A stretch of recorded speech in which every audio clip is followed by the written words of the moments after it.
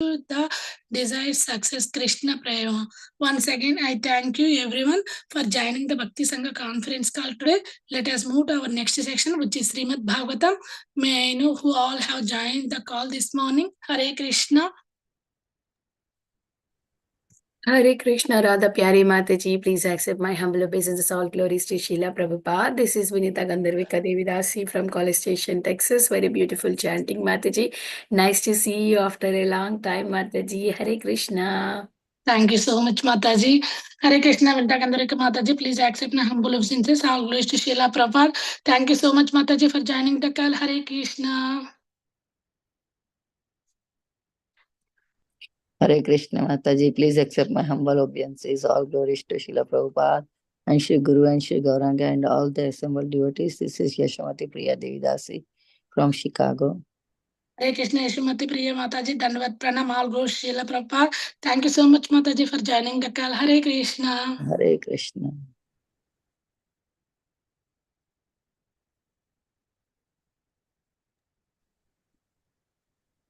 हरे कृष्णा राधा प्यारी माता जी दंडवत प्रणाम श्रील प्रभुपाद की जय गुरु महाराज की जय This is Shama Gauri Devidasi from Charlotte. Nice to see you, Mataji. Thank you so much, Mataji. Hare Krishna, Shama Gauri Mataji. Please accept my humble obeisances. All glories to Srila Prabhupada. Thank you so much, Mataji, for joining the call. Hare Krishna. Hare Krishna, Radha Pyari Mataji, all glories to Srila Prabhupada and Guru Maharajis. My humble obeisances to you and all the devotees. This is Krishna Kumari Devidasi from Radha. Hare Krishna, Krishna Kumari Mataji, please accept my humble obeisances. All glories to Srila Prabhupada. Thank you so much, Mataji, for joining the call. Hare Krishna. Hare Krishna, Radha Pyari Mataji, please accept my humble obeisances and all of the devotees present here. All glories to Srila Prabhupada and Guru Maharaj. This is Ekaradika Lila Devidasi. Hare Krishna, Ekaradika Lila Mataji, please accept my humble obeisances. All glories to Srila Prabhupada.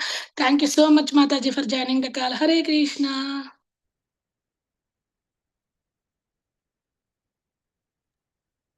Hare Krishna, Radha Pyari Mataji, please accept my humble obeisances to all the assembled devotees. All glories to Srila Prabhupada, all glories to Shri Guru and Gauranga. This is Sushmita from Canada. Hare Krishna, Sushmita Mataji, please accept my humble obeisances. All glories to Srila Prabhupada. Thank you so much, Mataji, for joining the call. Hare Krishna. हरे कृष्ण रता प्यारी माता जी दंडवत प्रणाम शिला प्रभुपाद की जय गुरु महाराज की जय प्रीति दासी from Charlotte Hare Krishna Hare Krishna, Preeti Mataji, please accept my humble obeisances. All glories to Srila Prabhupada. Thank you so much, Mataji, for joining the call. Hare Krishna. Hare Krishna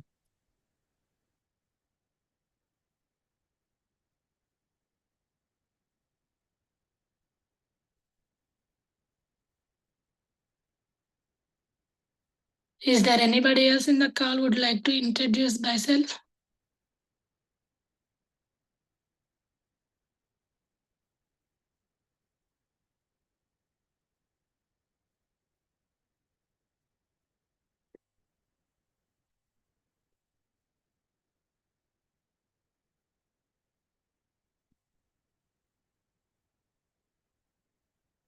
Hare Krishna, dear devotees, welcome to Bhakti Sangha conference call. Today we are fortunate to have His Grace Akincana Krishna Prabhuji to enlighten us on the topic of Srimad Bhagavatam, 7th canto, 13th chapter, text 7. Prabhuji, join Mataji. Mataji, Ayan will give introduction, right? Yeah. Hare Krishna and Prabhuji, I would like to hand over call to you, Prabhuji, for a brief introduction of Prabhuji. Hare Krishna, Dandavat Pranam. Hare Krishna Mataji, Dandavat Pranam. I offer my obeisances to all the assembled devotees. All glories to Srila Prabhupada. Here is a very brief introduction for our dear speaker. His Grace Akincana Krishna Das. Prabhuji hails from Mumbai and he is a dedicated full-time monastic brahmachari in ISKCON from the year 1999. Prabhuji worked in the industry for 2 years in Blue Star Limited and PC Soft PVT Ltd. After completing his graduation in electronics and telecom engineering and post-graduation in business management.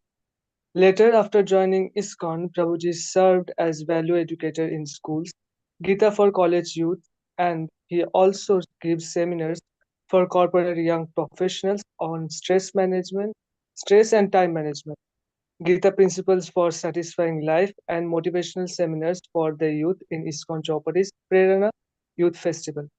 Prabhuji is a regular Srimad Bhagavatam speaker in ISKCON Chowpatty. He has been giving spiritual discourses for devotee communities in Panvel, Kharghar, and Shivwoods, South Mumbai. Prabhuji also organizes 2-month spiritual trips and talks for the British sabbatical youth from Bhaktivedanta Manor every year. Here is a brief introduction for Prabhuji. Over to you, Mataji. Thank you so much, Prabhuji. Nice introduction. I think Prabhuji not yet joined. We can do chanting until that Prabhuji comes. Yes, Mataji, Hare Krishna, Krishna Krishna, Hare Hare, Hare Ram, Hare Ram. Hare Krishna, Krishna Krishna, Hare Hare, Hare Ram, Ram Ram, Hare Hare, Hare Krishna, Krishna Krishna, Hare Hare, Hare Ram, Ram Ram, Hare Hare, Hare Krishna, Krishna Krishna, Hare Hare, Hare Ram, Ram Ram, Hare Hare, Hare Krishna, Krishna Krishna, Hare Hare. I think Prabhuji joined, Mataji.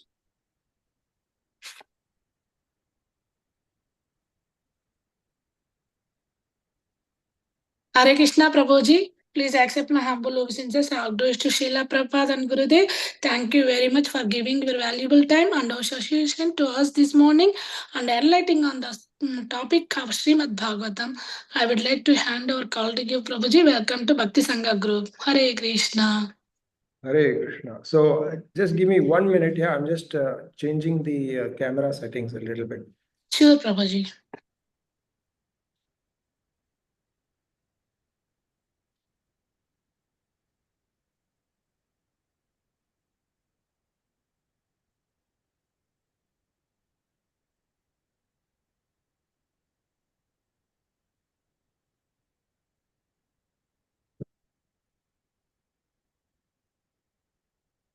Hare Krishna. Hare Krishna, Prabhuji. Hold on 1 second. I'm not finished yet. So.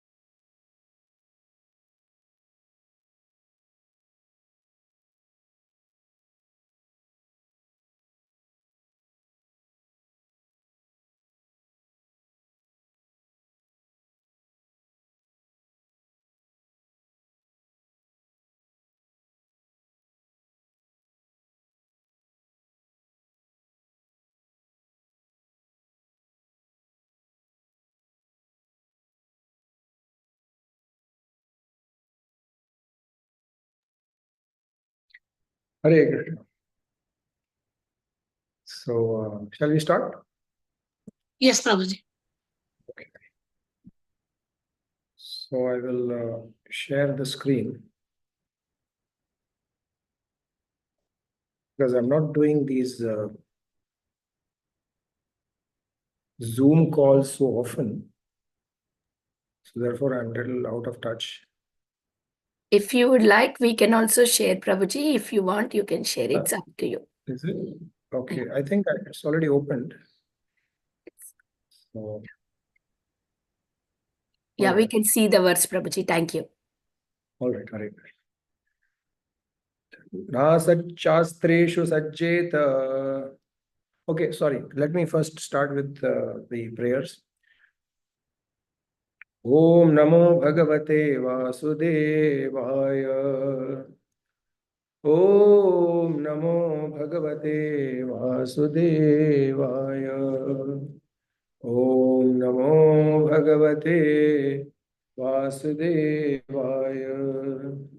Narayanam Namaskaritya Naram Chaiva Narottamam Devim Saraswatim Vyasam Tato Jayamudiraye Nashtaprayeshu Bhatreshu Nityam Bhagavata Sevaya Bhagavati Uttama Shloke Bhaktir Bhavati Naishtaki Krishnaya Vasudevaya Devaki Nandanaya Cha Nanda Gopakumaraya Govindaya Namo Namaha Om Ajnanatimirandhasya Jnananjanashalakaya Chakshurunmilitam Yena Tasmai Shri Gurave Namaha Jai Shri Krishna Chaitanya Prabhu Nityananda Shri Advaita Gadadhar Shrivashadi Gaur Bhakta Vrinda Hare Krishna Krishna Krishna Hare Hare Hare Rama Rama Rama Hare Hare. Hare Krishna. Thank you for having me for this Srimad Bhagavatam session. It's indeed a fortune and a privilege to be addressing all of you wonderful devotees. So we are reading from the 7th canto, chapter 13, text number 7. Na satchastreshu sajjeta nopajiveta jivikam vada vadam chatyajet tarkan paksham kamchas na samshrayet na satchastreshu sajjeta nopajiveta jivikam Vada vadam chatyajet tarkan paksham kam cha na samshrayet na satchastreshu sajjeta nopajivet jivikam vada vadam chatyajet tarkan paksham kam cha na samshrayet. Hare Krishna. No, not asat shastreshu, literature like newspapers, novels, dramas, and fiction. Sajjeta, one should be attached or should indulge in reading. Na, nor. Upajiveta, one should try to live. Jivikam, upon some professional literary career. Vada vadan, unnecessary arguments on different aspects of philosophy. Tajit, one should give up. Tarkan, arguments and counter-arguments. Paksham, faction. Kamcha, any. No, not. Samshrayet, should take shelter of. Translation and purport by His Divine Grace A.C. Bhaktivedanta Swami Srila Prabhupada Ki Jai. Literature that is useless waste of time. In other words, literature without spiritual benefit should be rejected. One should not become a professional teacher as a means of earning one's livelihood, nor should one indulge in arguments and counter-arguments, nor should one take shelter of any cause or faction. Purport. A person desiring to advance in spiritual understanding should be extremely careful to avoid reading ordinary literature. The world is full of ordinary literature that creates unnecessary agitation in the mind. Such literature, including newspapers, dramas, novels, magazines, is factually not meant for advancement in spiritual knowledge. Indeed, it has been described as a place of enjoyment for crows, tad vayasam tirtham. Anyone advancing in spiritual knowledge must reject such literature. Furthermore, one should not concern oneself with the conclusions of various logicians or philosophers. Of course, those who preach sometimes need to argue with the contentions of opponents, but as much as possible, one should avoid an argumentative attitude. In this connection, Srila Madhvacharya says, Aprayojana paksham nas samshrayet. So the verse is there. There is no need to take shelter of unnecessary literature or concern oneself with so many so-called philosophers and thinkers who are useless for spiritual advancement. Nor should one accept a disciple for the sake of fashion or popularity. One should be callous to these so-called shastras, neither opposing nor favoring them, and one should not earn one's livelihood by taking money for explaining Shastra. A sannyasi must always be neutral and seek the means to advance in spiritual life, taking full shelter under the lotus feet of the Lord. Hare. So, should I keep the page for you all to refer, or should I close this screen sharing?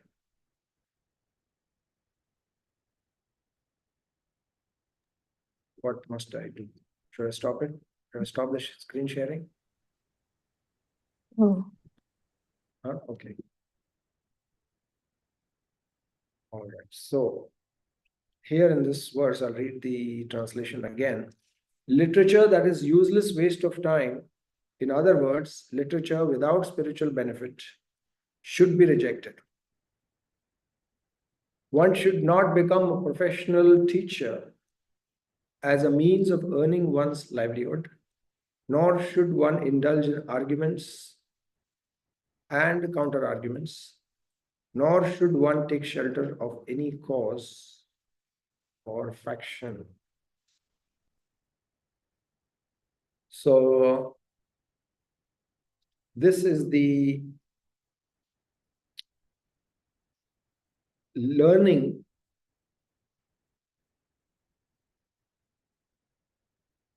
or the teachings given to Prahlad when he met a very great Avadut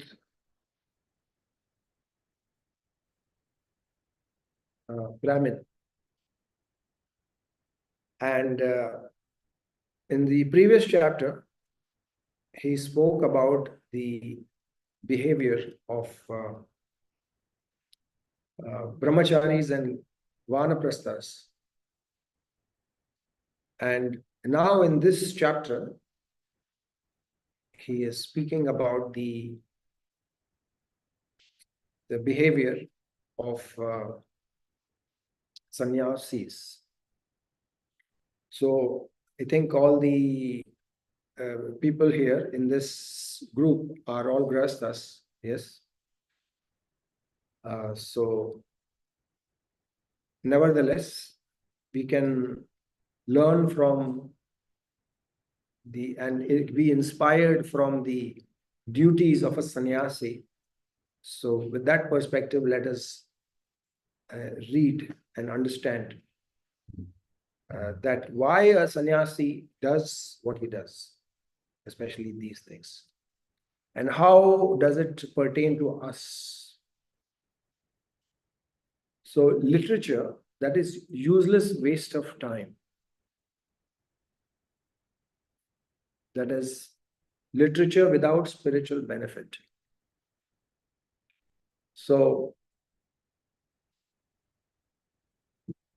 today we have our phones, we can Google anything, and we know that it is such a powerful force which is taking so much of our time and so much of our attention. Literally, the whole world is on their mobiles. It is such a powerful instrument, such a powerful instrument that it can present literature of any sort at the click of a button. And today you don't have to click buttons. There are no buttons. Just dictate and order it, command it, and the AI features of your phone can present any literature. So we are flooded with information, and we know it is such a powerful force, and people are actually becoming addicts of their phones and the media and the literatures that is people that are being read on it. Yeah, so therefore it is very, very pertinent and very, very practical. You see that 5,000 years ago it has already been spoken. And especially for a sannyasi, what he does not do is this. He does not waste his time in such kind of literatures which do not have spiritual benefit. So definitely now on your phones, you can read spiritual literature. All the books are available. Spiritual books, the scriptures are available. You can have Zoom meetings as you are already doing. So definitely, it's, the instrument can be used for a spiritual purpose. Yes. So therefore, it is said here that literature that is useless waste of time should be rejected. But literatures which are spiritual must be accepted. So it is not the fault of the instrument, but it is the intelligent use, wise use of the instrument. We had some devotees come from abroad in our temple, and I saw them using these Kindles. They had their phones also, and then they had Kindles also. You know what is a Kindle? Yeah, I'm sure you know that. So it's a little watered down version of a phone. It's not as powerful, but it just it gives you basic reading facility of books in a paper format. It conserves a lot of energy. You don't have to change the battery and such things like that. So I asked them then, why do you need a phone as well as the Kindle when you can do everything on a phone?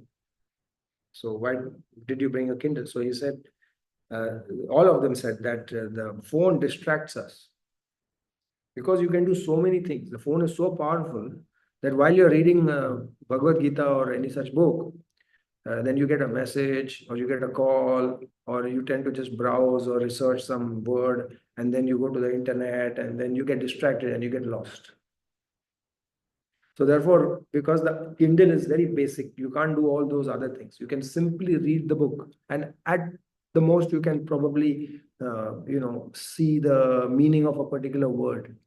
Yes. So or you can just make notes.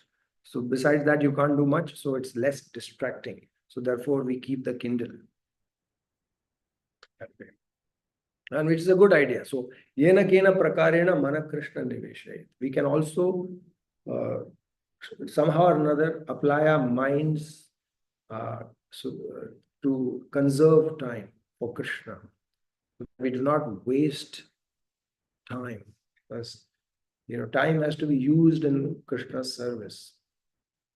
Yeah, and therefore we make a plan, we have a schedule, which we call as sadhana.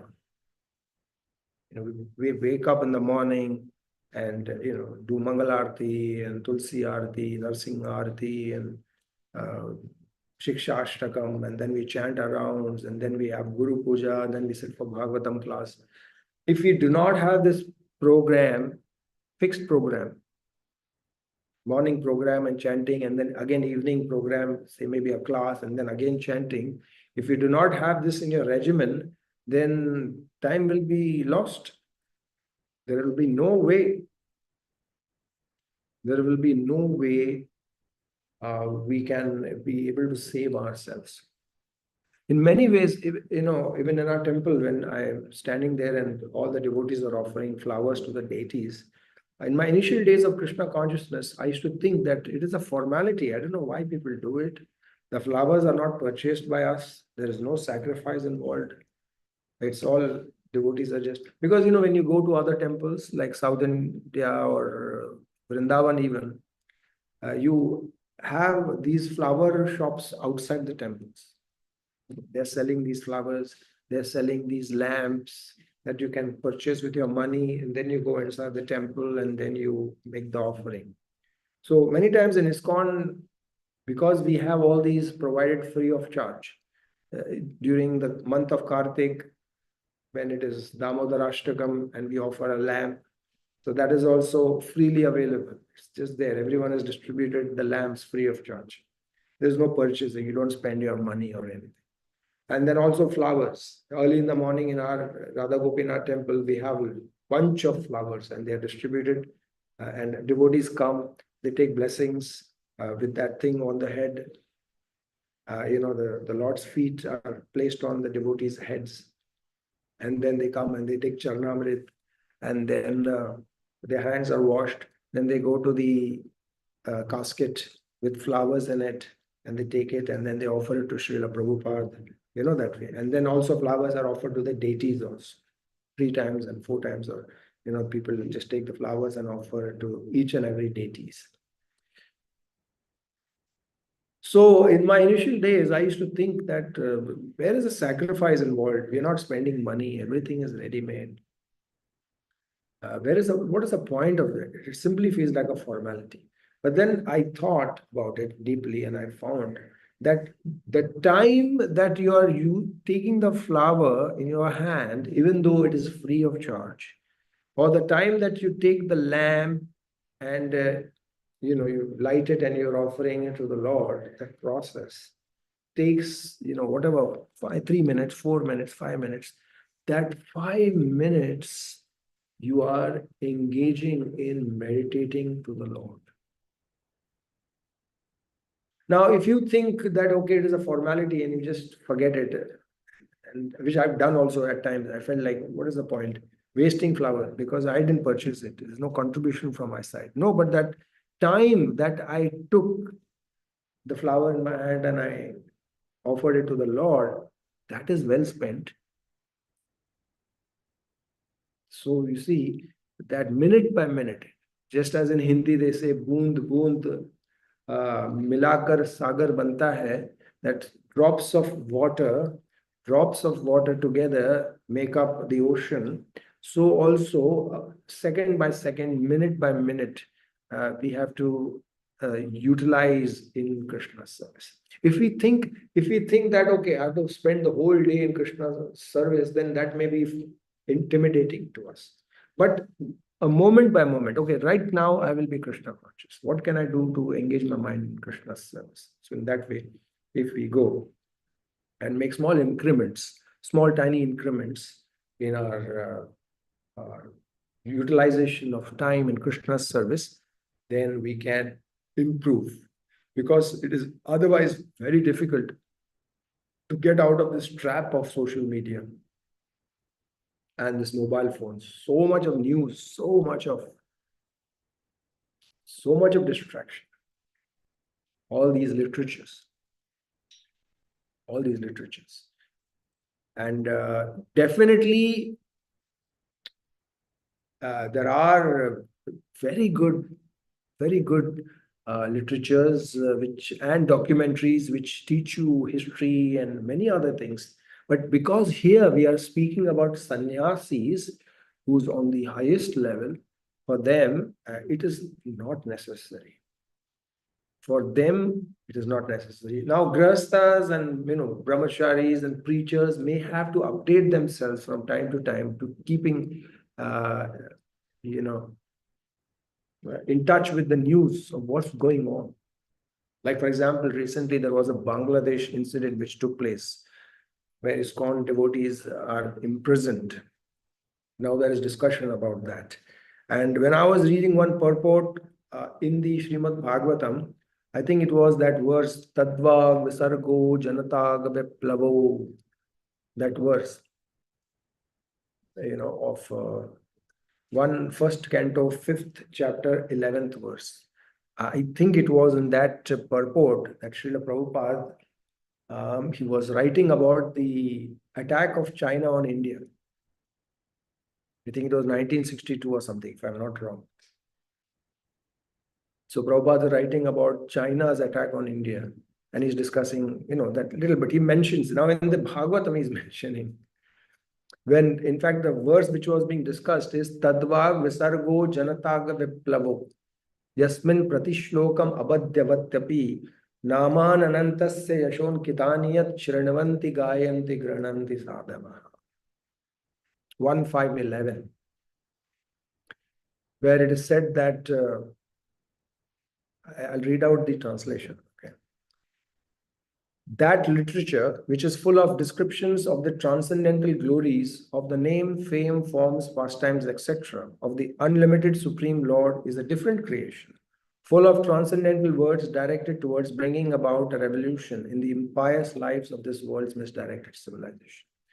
Such transcendental literatures, even though imperfectly composed, are heard, sung, and accepted by purified men who are thoroughly honest. So here it is explained that those literatures or those discussions or presentations made even though inaccurately, with faults, but because the subject matter is Krishna consciousness, it is an humble, serious attempt to glorify the Lord. Those who are honest devotees will actually take pleasure in that. But those subject matter, and then again, next verse goes to show, Natat Vachachitra Padam Harer Yasho Jagat Pavitram Pragranita Karhichit Tad Vaisam Tirtamushanti Manasaha Niyatra Hamsa Niramantu Shikshayaha. Next verse, then it speaks about that even though certain literatures or certain presentations made perfectly and very impressively, but when that subject matter is not concerning the Supreme Personality of Godhead, His name, form, pastimes, and His glories, then that is simply a pilgrimage of crows. Tad Vayasam Tirtham. Vayasam Tirtham means a pilgrimage of crows. So imagine in this purport, Prabhupada is mentioning about China's attack on India, 1962. I think it was at that time when he was writing the purports to the first canto, 5th chapter. So he made a mention of it. So devotees do. He's a sannyasi. He's a sannyasi, but he's keeping a tab on what's going on around him, because that can be used in Krishna's service. So therefore,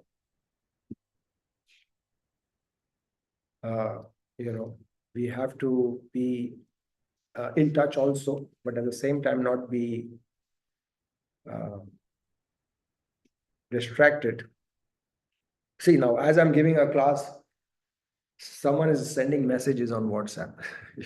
It's so difficult to concentrate, and every time somebody sends a message, you feel, oh, this is so important. And the thing is, if you do not respond to the message, they think, you're angry or something like that. So it's really therefore they call it the internet, they call it the internet. It's a net, actually. It is a net. Hold on.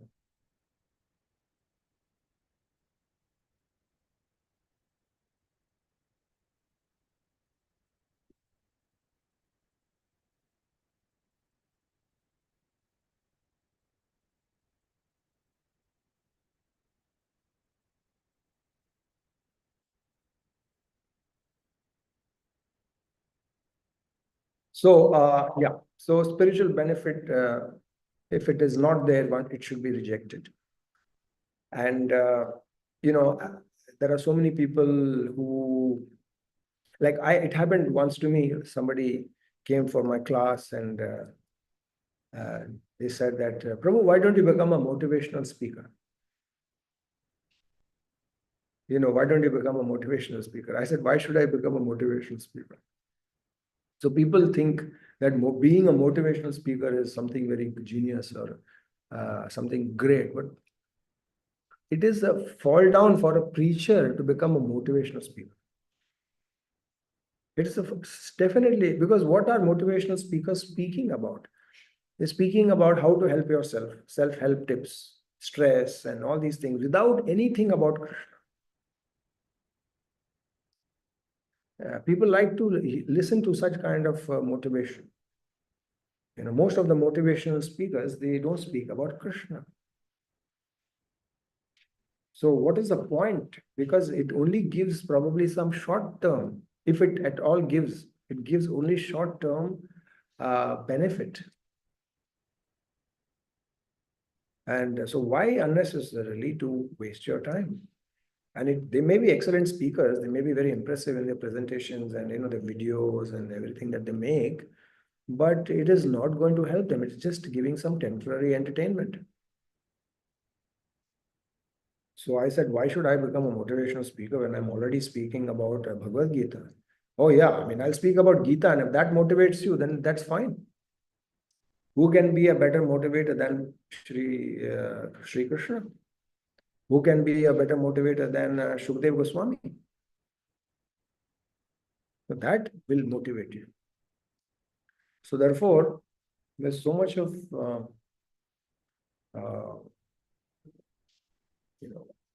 temptation for people to just deviate from the principles of pure devotional service.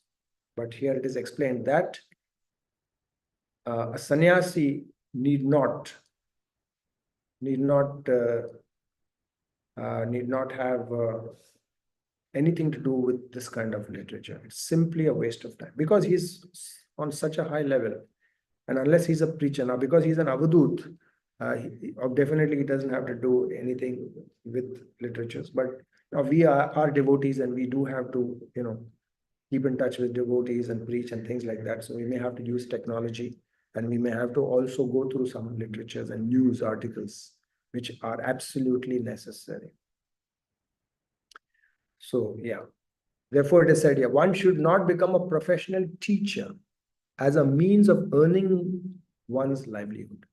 So a sannyasi should not charge for preaching the scriptures. He should not make the classes that he give as a means to attain livelihood. He should depend on Krishna. And Krishna provides, actually. He provides far more than what is needed, actually. Like for example, in Dwarka, in Dwarka, yes. I think it was Mahavishnu Swami Maharaj, who before ISKCON temple and center was there, Maharaj went there. And all he did was read Srimad Bhagavatam from morning till evening. Anyone who came, he preached to them and he would read out to them Srimad Bhagavatam. He would do nothing, just read Srimad Bhagavatam. Even though he was sent there to build a temple and preach and establish a center, but he didn't do any of that. He simply read Srimad Bhagavatam. I was told like that, okay. I don't know all those details, but that's what he did. And what happened? Dwarkavasis, they saw that this Maharaj has come and he's reading. He's a great devotee of Bhagavatam. He's day in and day out, he's reading. Oh, wonderful. Then people started pouring in. They started giving donations. Someone came and gave a land. And you see today, such a beautiful stone temple. Stone temple got built by simply Maharaj reading Srimad Bhagavatam and really not going out to do anything. It was Krishna, and he told that even though there were so many problems there, some politics and things like that, that some people, politicians or something like that, I was told, did not want that temple there. And Maharaj said that if the Lord wants a temple here, who can stop it? Who can stop it? You see, this is the God sent, this is Krishna sent. Krishna wants us to build a temple here. And then a beautiful stone temple got built in Dwarka. This is the history of that temple. So there is no need to charge for the teachings. But Krishna sends. Krishna will inspire someone to give for the Lord's service. It is the Lord's duty to provide. Yoga kshemam vahamyam. Those who charge for the knowledge they give, they cannot be sannyasis. One who keeps a price tag that, okay, if you want me to come and give a talk, a motivational talk, or whatever talk, this is my price tag, then that really becomes like a Vaishya. That becomes like business. And as Prabhupada writes here, a professional teacher, that's not a sannyasi's business. I remember once I went to Raj Dhanavar, a place in Jharkhand. Jharkhand.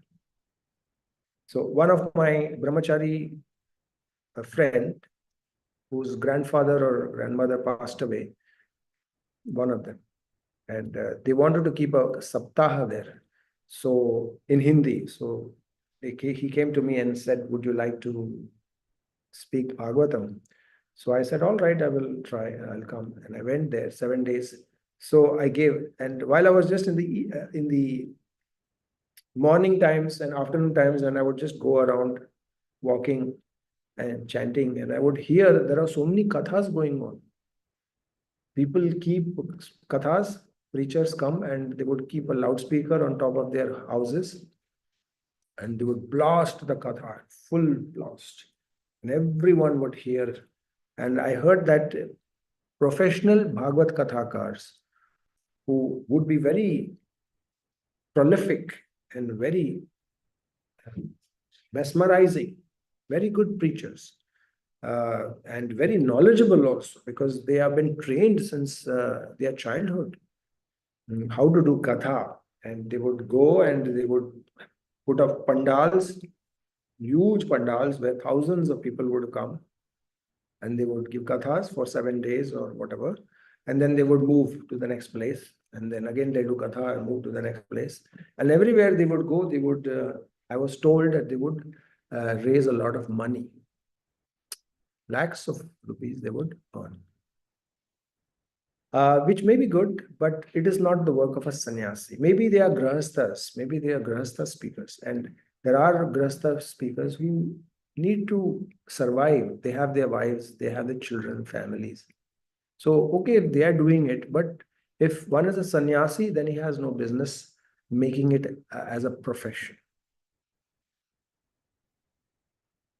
He cannot do that. He cannot put a price tag. And he will be provided. He should have faith, because a sannyasi is like a guru, a teacher, and it's his job to take care of people's spiritual lives. And it is the work of his disciples or the people who are listening to take care of his material body. Sannyasi doesn't bother about his body. He is bothered about his disciples' souls and his own soul. But it is the duty of the disciples, for those who are listening, to take care of the Guru's body, and their own bodies and the Guru's body. And that is the arrangement in nature. And anyone who is conversant with this system will naturally do that. So therefore, even without asking, all the needs of the sannyasi are met. So therefore, here Prabhupada is saying one should not become a professional teacher as a means of earning one's livelihood. And in fact, in the previous ages,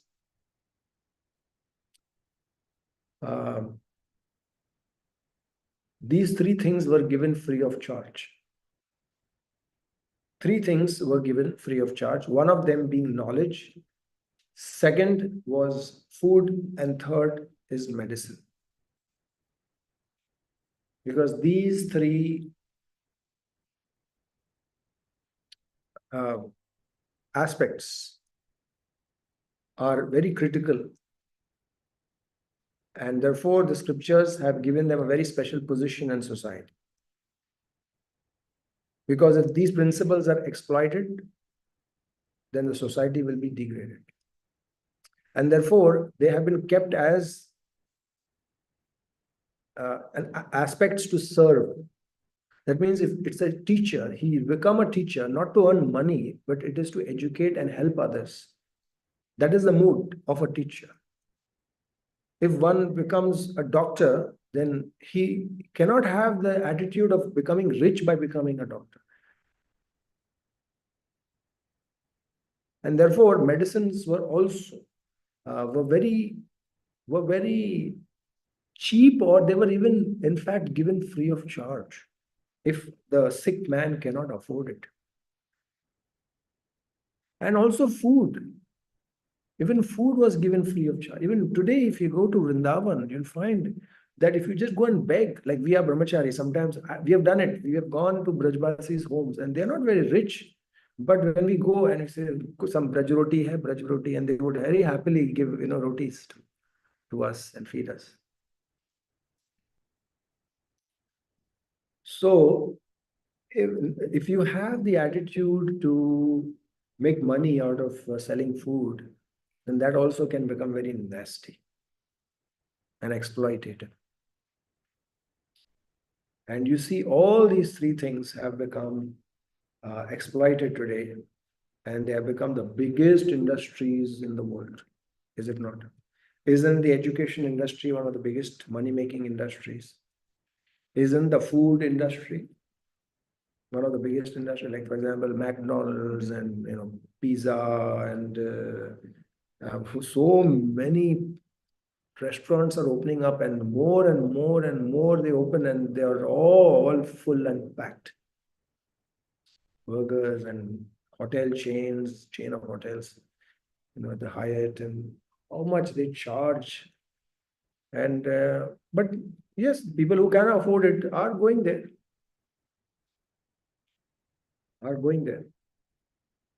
So you can't blame them alone. I mean, they are doing business, and there are people who want to do business with them. So, but it is a big industry. People are giving how much? Crores of rupees to become a doctor, to get admission in a medical college in India. Yes. And then doctors, at least in India, fortunately, I was told, compared to America, it's much cheaper. One devotee in our temple, he went to meet his son in America. He was saying, and he wanted some medicines. Yeah, so he wrote, he called up his servant here in Mumbai and got it parceled to America. Just simple tablets, because he said that if you want any medicines, you have to have a prescription. You have to go to a doctor. And the doctor's prescriptions, the diagnosis is very expensive. And for an Indian who doesn't have insurance in America, he's as good as dead. He'll become pauper, so you have to have insurance. You all are from America. I heard that many of you all are from there. So I think you all know about these things. Yes.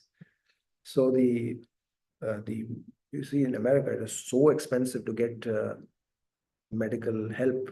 What will the poor man do? So what should be cheap has become expensive.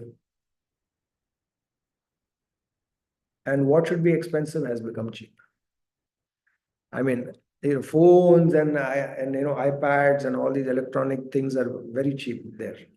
I heard, as compared to any other country. Here you have to, if you want to purchase an iPhone or an iPad, then you have to pay premium. You have to pay the taxes, custom duties, and people are paying far more than 20,000 rupees extra for a phone for what you get in America because of the government's taxes, customs. But there it is so cheap as compared to India. But medical facilities are so expensive. Now, what do we need to live? We need all these things: food, medicine, education. That itself is so expensive. I heard that you have to take an education loan to study there. And a student, by the time he graduates, he's got so much of loan on his head that he has to keep working for the rest of his life to pay it back. In the UK, in Europe, in America also, I heard. So why is it so? Because the teachers, they expect a lot. The doctors are expecting a lot. And as a result, but here we see the highest standard followed by a sannyasi is that he speaks without any expectation of monetary benefit. That is not the job of a sannyasi. He simply depends on Krishna, and Krishna takes care of him. And another important thing is, one should not indulge in arguments and counter arguments. Nor should one take shelter of any cause or faction. So, again, now here, there are scriptures say dialogues of different kinds. One which Krishna and Arjuna had is known as Samvad. The conversation between Krishna and Arjuna is known as Samvad, where there is a very good relationship. One wants to benefit the other. Typically, the relationship between a guru and the disciple. So therefore, it is said Krishna Arjuna Samvade, like that. So Gita is a Samvada. So why? Because the relationship is there. Now, when that standard goes a little low, then it becomes Vada, where people are discussing, where people are on the same level and they're trying to establish the truth. So they come and brainstorm. That's called as Vada. Then when the motivation falls, when you simply want to put down the other person, then that becomes Vitanda. More or less, simply you're counteracting what the person is saying, but you are not presenting any tangible logic. You are not presenting anything constructive simply for the sake of opposing and destroying the other person's argument you are doing. So that is called a Vitanda. Then there is something called as a Jalpa. You're just trying to win an argument. So like that. So there are different kind of discussions: Jalpa, Prajalpa, Chala, Tarka, Apavada, and things like that. So here it is said here that Vada, Vadamsh Tyajet Tarkan. So Vada, Vadamsh. So Vad is that arguments, and Tarka means, bickering. Same thing, counter arguments and arguments, Tarka. Because we have to be thoroughly convinced that the establishment of the Lord and the truth does not take place through Tarka. It is not possible. Therefore, in the Bhagavatam, it is said that that simply by argument, Tarka, you cannot establish the truth. And therefore, a sannyasi must refrain from arguing. And he just goes on and he speaks. If somebody wants to listen, he speaks. Otherwise, he just moves on. And this is also very important in order to avoid problems. He should be courteous, he should be friend of all, and he should not try to justify, because the truth prevails. In the matter of time, truth prevails. So therefore, he does not try to establish his reputation. And therefore, what is that verse? Huh? There's a verse which says, sorry? Yeah, so there is a verse which says, which speaks about that dharma cannot be established through tarka. You're on to it, right, Gurpreet? Okay, so therefore the sannyasi is careful that not, because unnecessary, then you end up, if you counter argue, and you ruin your relationship. And a sannyasi who is a teacher, who has to be the friend of all, he has to be mitra. Therefore, in the Bhagavatam also, Maitreya Rishi gets the opportunity to speak. Why? Because he's Maitreya, he's a mitra. Only a person who is a friend of all can do benefit and to all by speaking Bhagavatam and spiritual knowledge. So if he argues, he will ruin his relationship with people. If people are not accepting what he has to say, then he keeps quiet and he moves on. So be it. All right, you believe what you want. Because the words that we speak, and especially what others speak, everyone, it's very important to them. It is an extension of their selves, of their egos. And if you cut their statements, it is as if you're cutting them. And that's why people get very upset if you argue with them and you prove them wrong. A person, even if he's defeated, most people, they feel very offended.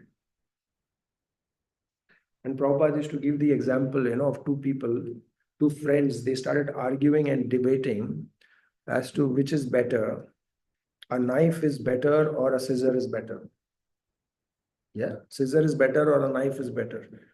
And the argument went on and on, debate went on and on. It became so heated debate that they started becoming physical, and they started catching each other's collar and pummeling each other. And one friend took the other guy and threw him into the river. And when he was drowning inside, he raised his hand. I mean, the guy who fell into the river was the guy who was proving that a scissor is better than a knife. That was his side that he had taken. So when he was drowning, he extends his arm outside of the water and he's doing like this, saying that what was that? Some kind of special effects, automatic. Anyway, he was trying to say, even while he was dying and drowning, he wanted to say that the scissor is better than the knife. So that's how people are. So it is said that a person convinced against his will is of the same opinion still.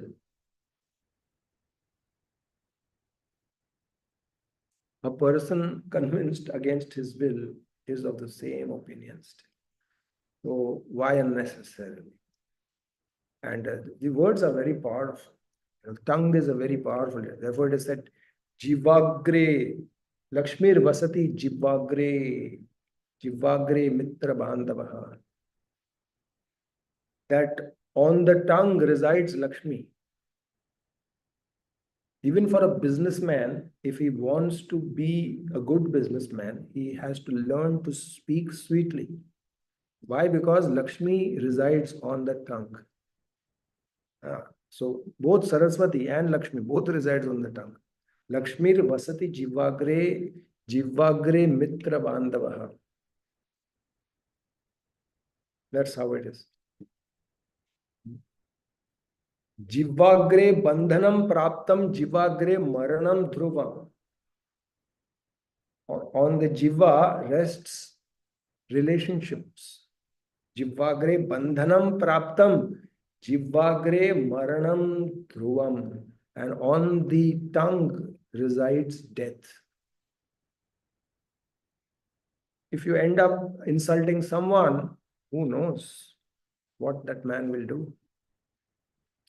So therefore, sannyasi who sees all living entities and all the creation as being within the Lord, and he sees the Lord being within everything, he has that equal vision. And he sees that everyone is going through cycles of the modes of nature, and they're at their level of understanding. So he just moves on. Those who are interested in preaching, in hearing his preaching, he speaks to them and he just moves. Like once, I think Srila Prabhupada was asked that, have you seen God? Something like that. Prabhupada was asked, have you seen God? And Prabhupada said, if I tell you, will you believe me? If Prabhupada said, yes, I've seen God, will you believe? So Prabhupada said, I'm not going to simply say, till I'm convinced that you're going to, what is the point of asking? So someone who's having an open mind, like therefore they say, sambandh hoga, to samvad hoga, anyatha vivad hoga. If there is a relationship, then there is going to be samvad. Sambandh, samvad, anyatha vivad. And that's how we are preaching also, you see. You have a good relationship with people, and then you can preach to them. If there is no relationship, you can't preach. So therefore, a very important aspect of even preaching is to have a good relationship. And definitely, in order to have good relationship, you cannot argue and you cannot give up counter arguments. You just don't enter into that argumentative phase. There's no need of it. Devotees don't do that. And that's one thing I've learned from senior devotees here in Girgaon Chowpatty temple. And I've seen that senior devotees just don't argue. Even if you're a junior and you're talking and are trying to argue with your senior, many times, even though it is inappropriate, the seniors will just go away. They will neither agree with you, neither they will disagree with you. They will say nothing and they will just go away. That's another method of dealing with such issues. Neither you have to encourage it, neither you have to discourage it. Neither you appreciate anyone, neither you discourage anyone. Because everyone is acting, thinking, speaking, willing according to the modes of nature. So why to meddle with it? All we have to do is, if we see that someone is interested in hearing about Krishna Katha, you speak.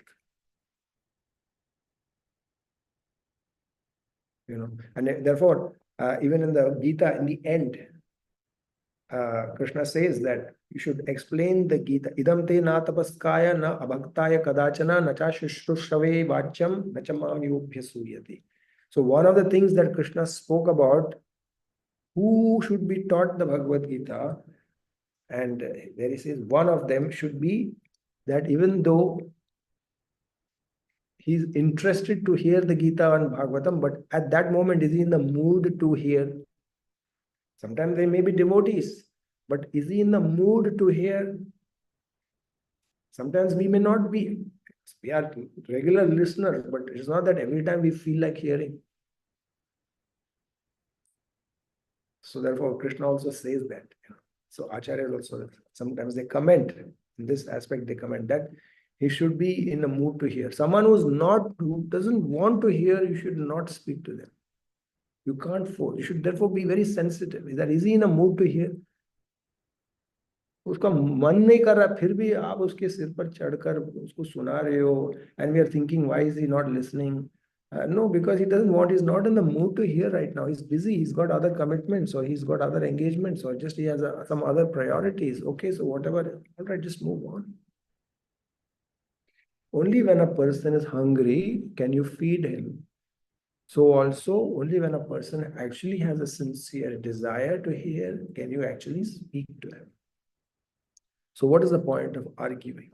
Therefore, a sannyasi should not indulge in arguments and counter-arguments, nor should one take shelter of any cause or faction. Should not take sides. Like, for example, I'll just tell you, once when India and Pakistan match was going on in India, and it was huge. When India-Pakistan match goes on in India, it is a huge thing. And at that time, Radhana Swami Maharaj was also here. And it so happened that India won the match, and there was huge celebration. And I think Maharaj was on the airport or something like that. Some of the disciples were with him, and they got the news. Even devotees, they do keep in touch with the news, especially when such matches take place.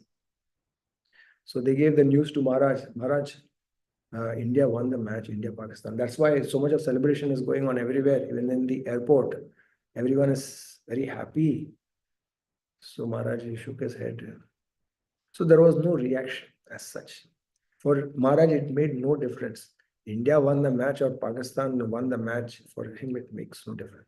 But anyways, because he probably did not show any reaction, some of the disciples asked Maharaj that, Maharaj, do you feel anything when India loses against Pakistan or they win against Pakistan? Do you have any feeling at all? Obviously, Maharaj does not feel. But then just to keep the heart of his devotees, I think he said, no, but I feel a little happy when India wins. Because obviously Maharaj is attached to India, Bharat. So, he jokingly said that. Of course, sannyasis are neutral in all these cases. Factions, basically, taking sides of groups. There could be various groups. Two people are fighting. Two people are arguing. But a devotee should be neutral. And therefore, they say, when two devotees are fighting, if two devotees are arguing, even if they are devotees and if they are arguing or fighting, squabbling, and if you as a third party take sides, then one day those two arguing devotees will go back home, back to Godhead, but the one who takes sides will go to hell. So therefore, do not take sides. And especially if you are not in that position, if you are not authorized to become the ombudsman or whatever you call that, what do you call when you are trying to patch up two parties? Counseling, if you are not given that responsibility of a counselor, it is better not to indulge, not to engage, not to take sides. To be neutral and to see things neutrally. That way. So nor should one take shelter of any cause or faction. So Hare Krishna. Srimad Bhagavatam ki jai, Srila Prabhupada ki jai. Hare Krishna, Prabhuji. Thank you so much. Such a wonderful class, Prabhuji. I'm requesting devotees, if anybody have any questions or realization, please go ahead.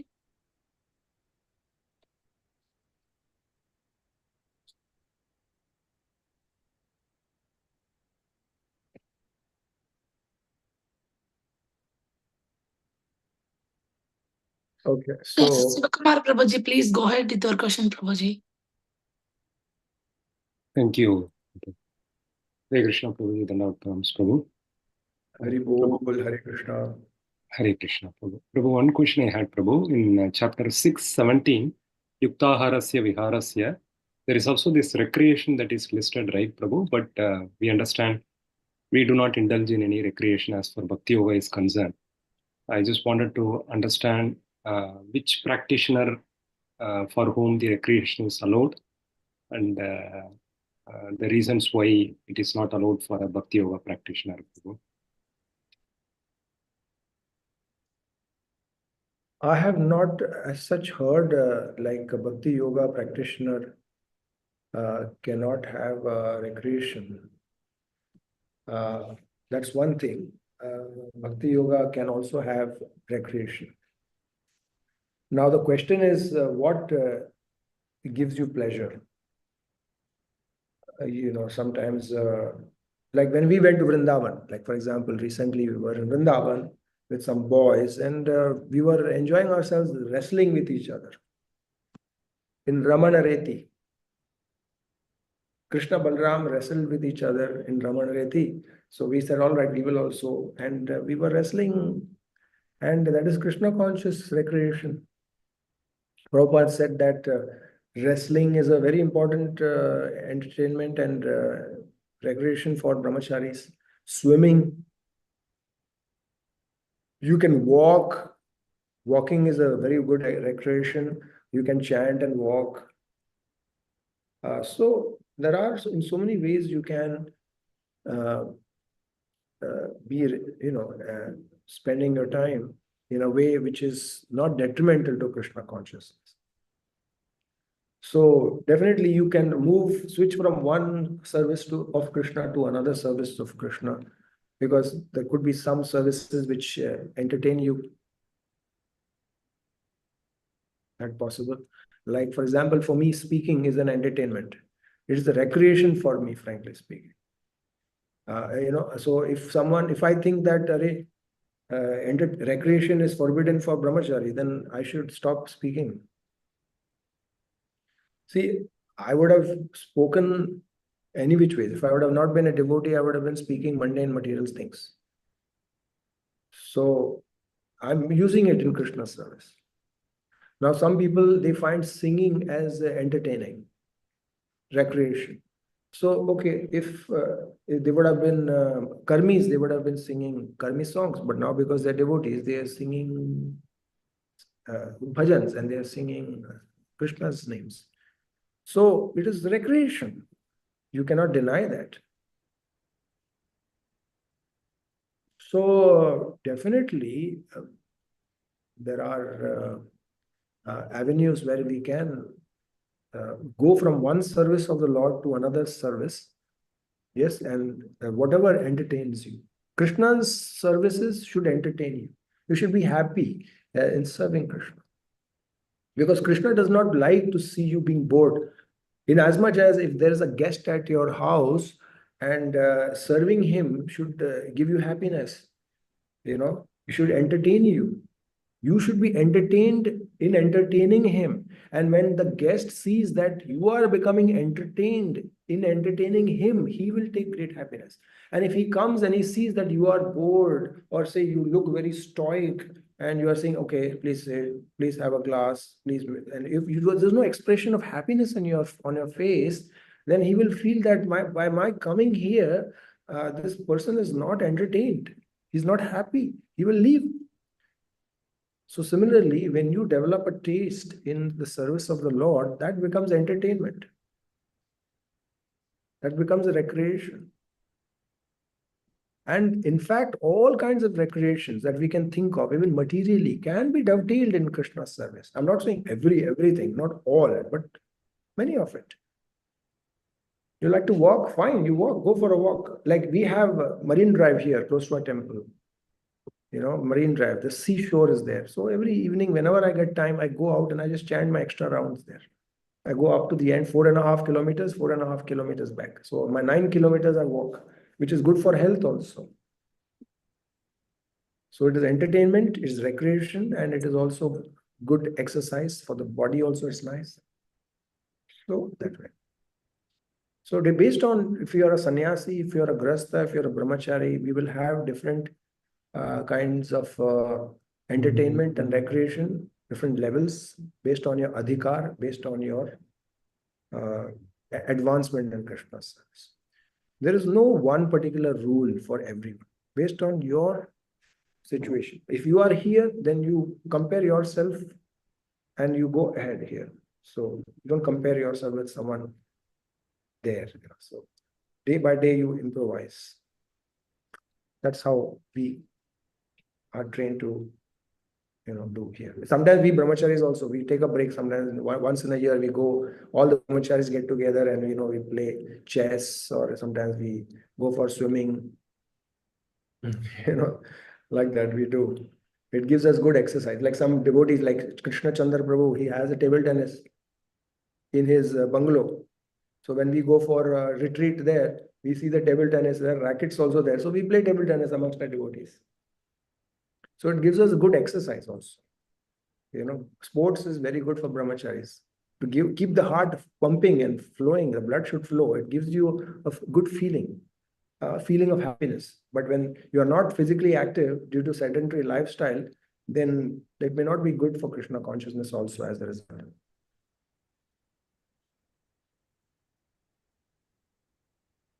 Hare Krishna. Thank you so much, Prabhu. Sorry, Prabhu, got disconnected, joined back, and heard your answer, Prabhu. Thank you so much. Hare Krishna. Hare Krishna, Prabhuji. Thank you so much, Prabhuji. Very nice answer. Hemangi Gopeshwari Mataji, please go ahead with your question, Mataji. Hare Krishna, Mataji. Thank you for giving me the opportunity. Hare Krishna, Prabhuji. Thank you for the beautiful class. I just wanted to get some insight from you. Like when we meet people who, or we come across people who seem inclined towards spirituality, say, but you know how they're just but they're not to the point that you can give them prasadam or bring them to a temple. So what should be kind of the strategy to give them information but not bombarding them so they don't run away and then slowly can be brought towards Krishna? See, the most important aspect of our sampradaya is bhakti, or in other words, affection and love for Krishna. So in your preaching endeavors, that also should be the case. That means love and affection or friendship should take a major part of your interaction with that person.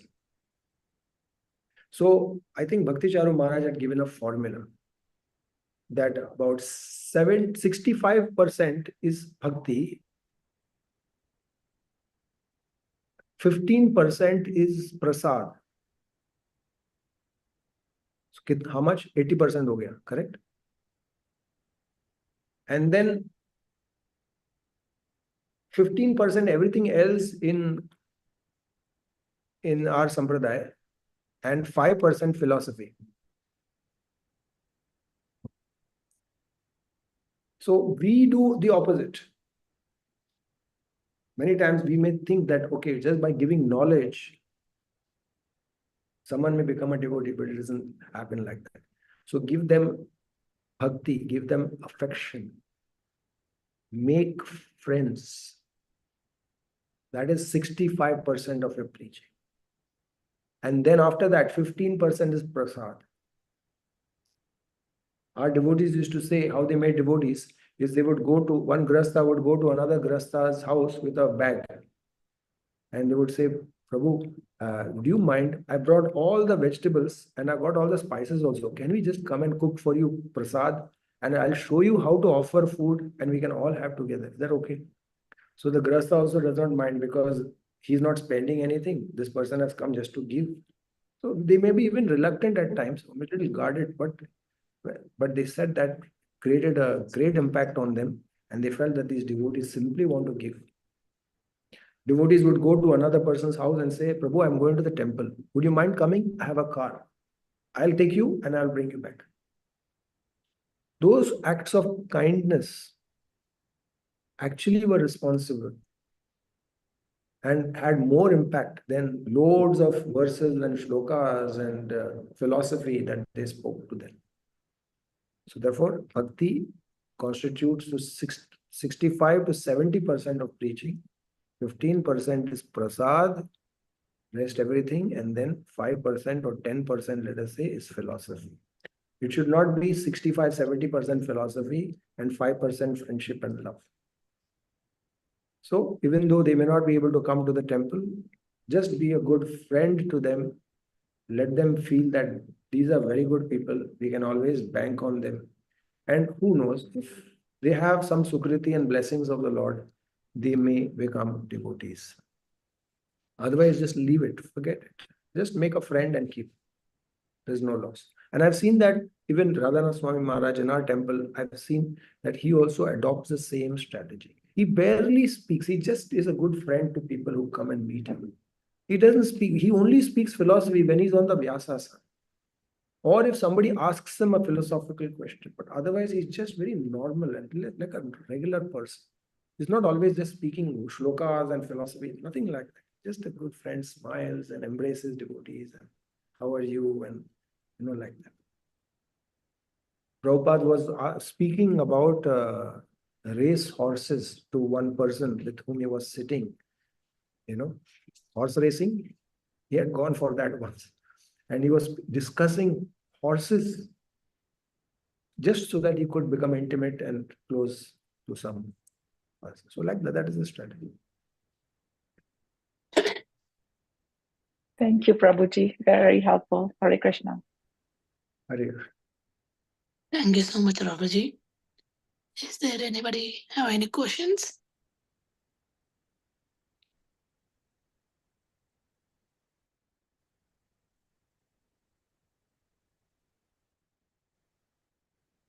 Hare Krishna, Prabhuji. Please accept my humble obeisances of Govish to Srila Prabhupada. Thank you so much, Prabhuji, for the wonderful class and very nice examples. Very nicely you explain everything, Prabhuji. Thank you so much. Thank you. Thank you so much, Prabhuji. If no one any questions, we can end the call here, Prabhuji, with your permission. Thank you so much, Prabhuji, for enlightening class today. We are very grateful to you and we look forward to your association again and again in the future. Let's pay our obeisance to Prabhuji. Vanchakalpatarubhyacha Vanchakalpatarubhyacha kripa kripa sindhubhyeva cha sindhubhyeva cha patitanam pavanebhyo vaishnavebhyo namo namah. Vaishnavebhyo namo namaha. Jai. His grace, Akincana Krishna Prabhuji ki jai. Jai, jai, Jai, jai, jai. jai. Hare Krishna. Gauranga, Nityananda. Gauranga, Radhe Radhe. Radhe Radhe. Radhe. Thank you everyone for joining Haribol, today. Haribol. Thank you. Haribol. Nishmita Krishna. Nice to see you, Shamagauri Mataji. Yeah, Shamagauri Mataji does not have internet, but still she joined the class from her phone. Thank you, Mataji. Thank you, everyone. We'll close the call for today.